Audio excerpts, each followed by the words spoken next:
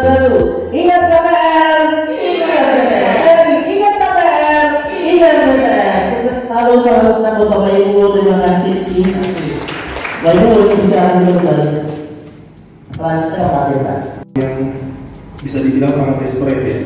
Orang tuh ngerasanya tahun 2021 tuh cuma ada bulan Januari, Februari, tahu udah Desember. 28 kali lagi kita udah selesai tahun ini.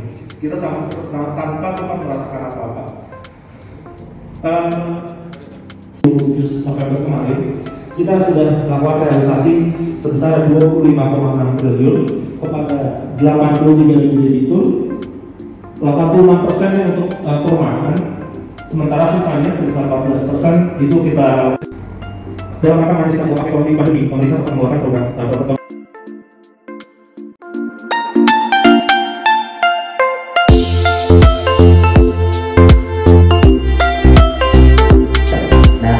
Sebenarnya kalau saya ngobrol percis kayak Pak Tirta, dikasih 1 hari juga nggak habis-habis. Kita satu guru satu piring soalnya, sama Mbak Andi juga ya. Udah kenal mungkin ya, kalau ini 25 tahun, nanti kalau Pak Andi itu 30 tahun ya. Oke, kalau Pak Michael padahal sebenarnya timnya sering ke saya. Sudah ada meeting 65 kali, tapi belum jadi jodoh nih Pak. Oke, semua saya namanya Kokon karena generasi muda banyak di sini. Nah, hari ini sebenarnya kalau saya bicara 60% sudah diwakili oleh Pak Andi, Pak Kosan, dan Pak Michael. Saya bicara mengenai bagaimana proyek itu berhasil. Jadi mau nggak mau saya sharing pengalaman saya. Yang pertama adalah kalau mau melibatkan daripada seorang konsultan, libatkan dia dari awal. Tapi kalau sudah matang semua, udah jadi semua, jadi udah ditentuin harga dan lain-lain, kita datang itu hanya sebagai pelayan, melayani mereka, menjalankan apa yang ada di dalam benak daripada si developer itu sendiri. Sangat sulit, sangat sulit. Kenapa? Karena kami yang mengerti pasar. Kebenaran saya juga melakukan hal ini bila mana memang ada suatu kegiatan, Pak Tirta dan Pak Andi sudah tahu, saya itu naik panggung, teriak-teriak dan melayani juga konsumen. Jadi bukan sebagai mandor atau sebagai bos yang tidak turun benar-benar, ngedeal benar-benar, closingnya juga benar-benar. Itu yang paling penting dulu. Jadi akhirnya kita mengerti pasar kemana, itu dulu. Kedua, tadi Pak Andi sangat tepat sekali dia bilang bahwa apa yang dimau sama developer belum tentu diserap pasar. Apa yang dibayar pasar belum tentu developer menyerap. Nah, saya melihat sudah ikut 3 kali. Kenapa saya ikut? Karena saya kepengen sekali melihat perkembangan yang sekarang. Karena pada saat saya mendirikan IMS 12 tahun, saya 10 tahun dikandangkan untuk pembinaan SDM. Tidak pernah lagi bertemu dengan developer. Padahal kalau dulu hampir tiap minggu ketemu Pak Andi dan Pak Tirta. Nah, apa yang terjadi? Semua memikirkan zaman now. Kasihanilah saya zaman old. Nah, ini yang terjadi. Padahal zaman now itu punya rumah 70% diberikan oleh si zaman old. Nah, ini yang selalu saya kombinasi di dalam suatu program yang dimana kalau dulu khususnya orang sibuk dengan yang namanya fasilitas dan lebih banyak adalah ke fasilitas olahraga. Tetapi sekarang kita lihat seberapa besar kesehatan itu adalah utama dari semuanya. Ini sudah terbukti. Nah, kemudian orang lebih banyak di rumah sekarang. Kalau di rumah saja dengan fasilitas yang sama dan mental dia tidak diprogram, lupakan. Karena kegiatan itu membosankan. Nah, saya pernah dipanggil oleh suatu developer, saya tidak boleh sebut, senior living.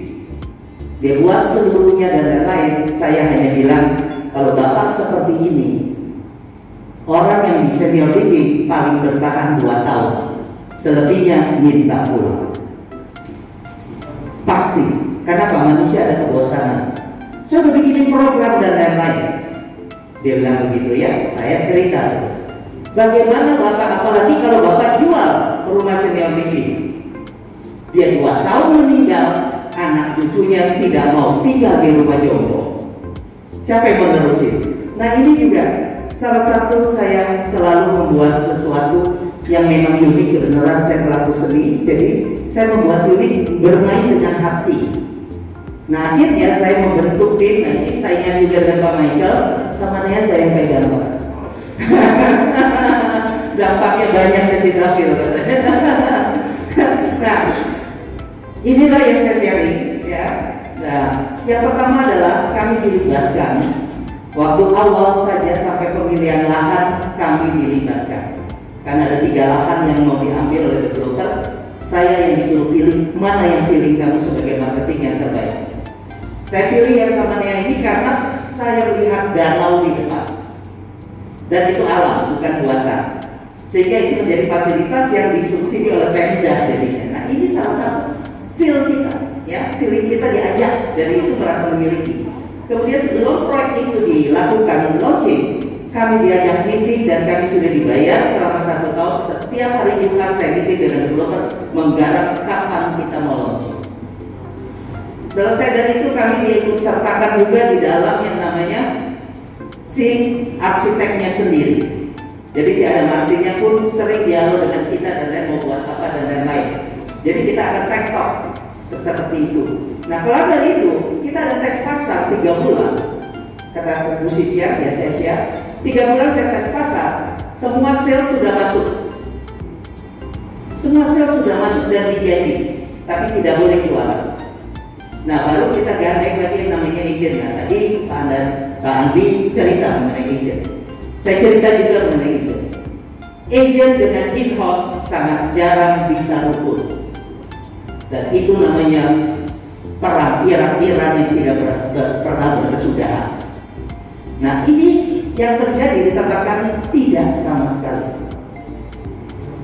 Agent adalah tetap dianggap in-house, sehingga penjualan melalui agent 80% di closingin oleh in-house. Agentnya nggak pernah datang. Yang layanin adalah anak sales in-house, dan anak sales in-house tidak dapat komisi serupiah pun. Nah ini pembentukan SDM. Jadi ini sangat penting dari awal. Nah banyak lagi kegagalan-kegagalan dari developer adalah membentuk SDM ini menjadi sapi perahan yang tidak pernah diberi kesempatan untuk yang namanya menikmati apa yang dia cari. Kenapa? Rata-rata di developer yang namanya tim sales sama administrasi itu selalu gontok-gontokan. Kenapa? Karena kalau sales dapat duit bisa puluhan kali lipat dari gaji admin, benar ya? Nah kalau tim kami tidak, jadi saya dilibatkan semua sampai pembentukan dari admin, markomnya, HRD-nya dan lain-lain. Jadi ini kita bikin SOP-nya apa? Jadi setiap transaksi seluruh yang ada di dalam gedung yang berpartisipasi dalam developer dapat komisi. Meskipun mereka marginnya kecil, jadi akhirnya itu kita maintain, kita brainwash terus menerus, kita brainwash bahwa kalau kamu perlambat ini berarti ini adalah komisi kami terlambat. Karena kan seringkali di admin juga terlambat. Nah itu dulu. Kedua adalah proyek. Nah ini juga di proyek pun kami dilibatkan. Jadi setiap kali serah terima, karena kebetulan sama dia ada serah terima ya, itu sales yang menjual harus hadir. Dia yang membuat laporan bahwa unit yang dia jual ada kekurangan apa. Kalau enggak kan biasanya orang kapro aja yang ada di proyek. Nah ini kita libatkan semua. Nah selesai dari itu keberhasilan salah satunya adalah apa? Kita mesti ada seorang yang memang menjadi pendengar dari mereka. Nah jadi pada saat itu kebanyakan apa yang terjadi? Terus terang yang ke tempat saya di dalam proyek 99% kalau menghadap saya dari tim apapun yang bicara adalah pribadi, bukan pekerjaan. Karena pribadi tidak diselesaikan, jangan harap pekerjaan bisa selesai. Itu poinnya. Jadi rata-rata mereka kalau datang belum ngomong sudah nangis. Mau yang tua lebih tua dari saya pun sampai yang muda pasti nangis. Nah itu semua kalau udah undang-undang jadi kuras dan lain-lain, itu energinya luar biasa. Jadi dia butuh pendengar. Nah, yang keenam yang saya lakukan di dalam proyek, saya selalu berbicara dengan developer adalah bila mana itu proyek memang sudah basi, jadi sulit untuk itu, seluruh tim bubarin. Tapi banyak sekali yang dipertahankan karena satu faktor fixed cost, terutama yang di daerah, karena daerah yang berbeda dengan Jakarta. Itu yang membuat bahaya dari perusahaan. Mereka berpikir kalau mereka datangkan dari Jakarta, costnya untuk transportasi, akomodasi, gaji dan lain-lain berbeda. Tapi mereka tidak pikir perputaran uang seberapa cepatnya yang harus dia peroleh. Nah ini dulu. Kedua, ada beberapa developer sales dibuat karyawan tetap, itu juga sangat salah. Sangat salah. Kenapa? Dia tidak berhasil, dia tetap karyawan. Akhirnya itu menjadi virus.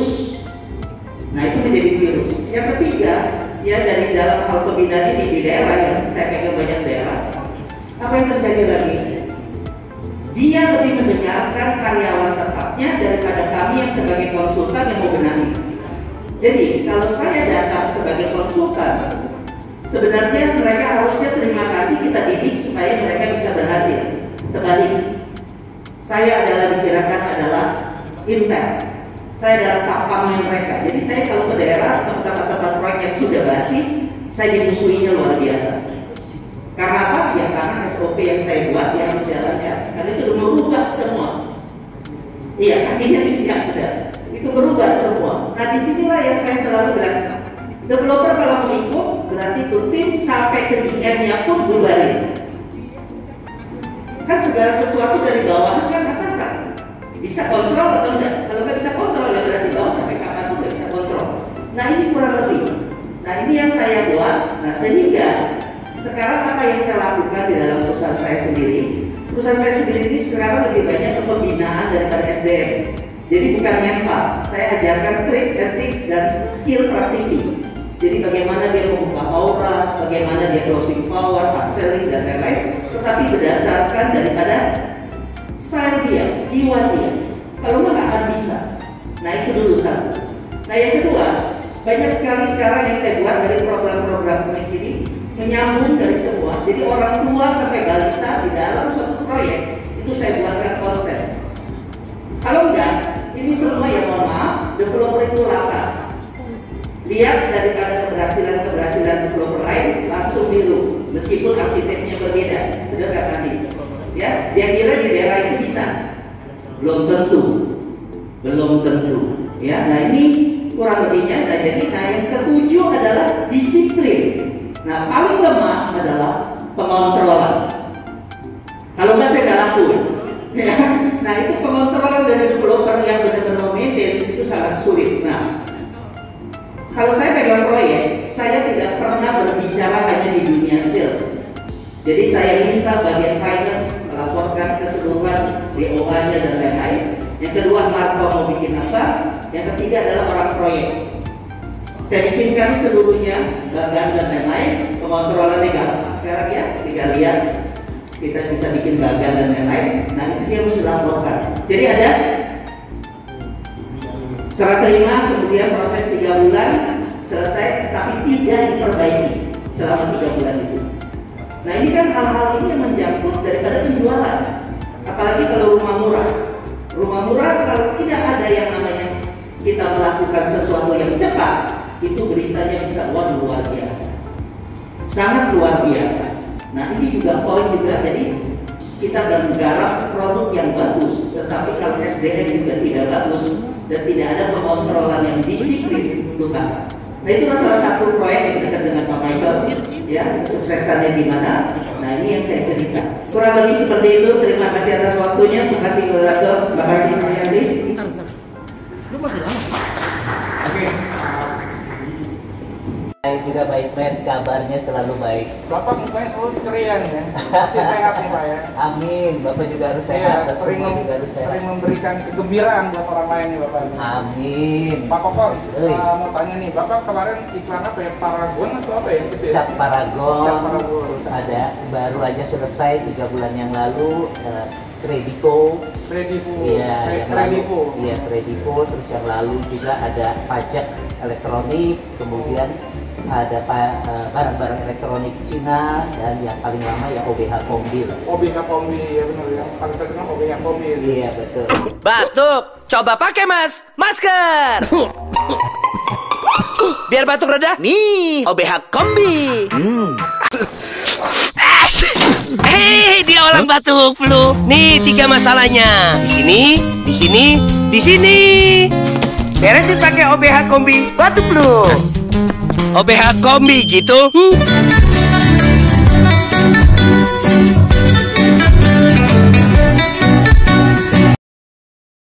Mantap, teman. Iya. Pak Kokon sekarang apa nih aktivitasnya nih Pak? Saya aktivitasnya seperti biasa, pembinaan dan pembentukan SDM, Iya. terus kemudian konseptor, terus program daripada properti, karena banyak kan properti kan hanya menjual barang yang istilahnya sudah jadi, kelar dan itu tidak di-maintain untuk program penghuni dan lain-lain. Nah kemudian juga saya sekarang lagi masuk ke beberapa TV, ada Sandar Pra TV, ada Eljon TV, dan Iwa TV. Nah, khusus jadi macam-macam dari bidang-bidang saya. Ada yang memang ke rohani, ada yang ke bagian pernak-pernik dari interior dan lain-lain, pajangan, lukisan dan itu. Ada juga pembinaan dari pembentukan marketing.